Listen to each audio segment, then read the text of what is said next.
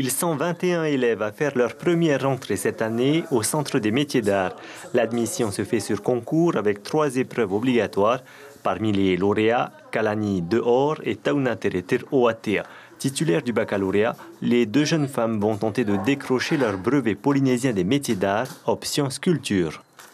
L'université ne propose pas de filière adaptée. Il y a lettres et arts, mais c'est du théâtre et c'est pas vraiment axé sur la Polynésie. Il n'y a pas de pratique. Du coup, je me suis dit que c'était une bonne idée de venir ici. Alors moi, je reviens d'une année en France où je suis partie en licence d'art plastique.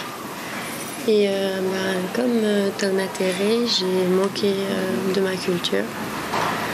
Et c'est pour ça que je suis venue ici.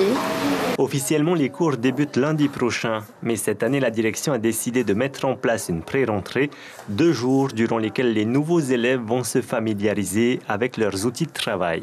Nous commençons lundi le programme que nous avons établi avec l'équipe pédagogique. Là, c'était en fait d'introduire la sculpture, la matière, qu'il fallait comprendre certaines choses, qu'il ne faut pas... C'était d'expliquer aux élèves que la formation est un tout.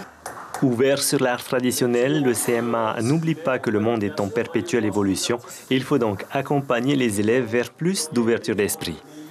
C'est un message que l'on continuera à dire, mais sous différentes formes, tout au long de ces années de formation, qui est que les métiers d'art, les métiers de la création artistique sont de vrais métiers, sont de vrais choix. Cette année, les élèves vont apprendre également à maîtriser les nouvelles techniques utilisées dans l'art contemporain, telles que l'impression 3D ou la gravure laser.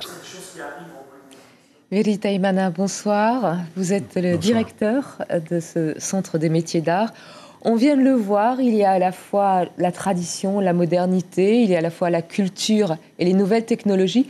Comment vous arrivez à transmettre l'ensemble de ces formes d'art artistique à vos élèves?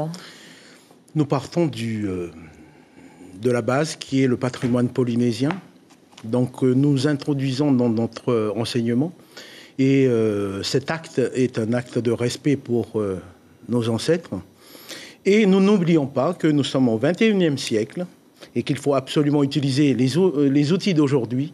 Donc nous avons introduit une manière d'observer et de critiquer ce patrimoine pour en dégager des éléments qui vont nous amener à revoir, à réinterroger, reformuler plastiquement reconceptualiser un peu la culture et l'art polynésien. Effectivement, reconceptualiser et en même temps proposer des œuvres inédites.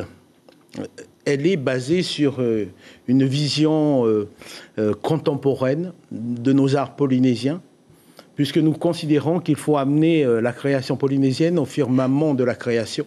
Est-ce que ça n'est pas une hérésie pour certains de mélanger l'art contemporain et les cultures ancestrales? Oh, c'est une manière pour eux de se rassurer, de rester sur ce qu'ils connaissent.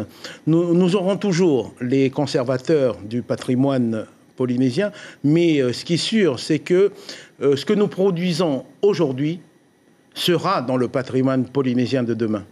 Donc, nous amenons nos élèves à être les porteurs de ce patrimoine. Alors justement, qu'est-ce que vous attendez de vos élèves? Est-ce que vous attendez des œuvres innovantes? Est-ce que vous attendez une forme de transmission, je sais pas, une forme de digestion de ce qu'ils sont, de ce qu'ils sont en eux-mêmes? Effectivement, ils sont dans cette...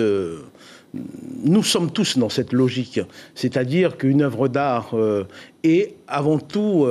une extériorisation des pensées, des émotions, et arriver à rendre compte de cela, c'est tout un travail. Les métiers d'art amènent à préciser le geste avec un ensemble de techniques complexes et qui méritent toute sa place dans la société polynésienne. Est-ce qu'on peut vivre aujourd'hui des métiers d'art en Polynésie? Oh, effectivement. Tous les ateliers qui tournent actuellement, qui ne subissent pas la crise, sont des ateliers où il y a nos élèves, qui sont les ouvriers, les précurseurs aussi. Les précurseurs. Nous avons nos porteurs de patrimoine en tatouage qui parcourent le monde dans les conventions. Donc tout cet ensemble, nous devons les amener à faire valoir leur travail. Et pour cela, nous avons le soutien de notre ministre du Tourisme, Nicole Boutot, et le soutien aussi du vice-recteur et du lycée Auray, avec la proviseure qui va nous amener des enseignants pour des matières d'enseignement général. Véry, merci beaucoup d'être venu à notre rencontre ce soir.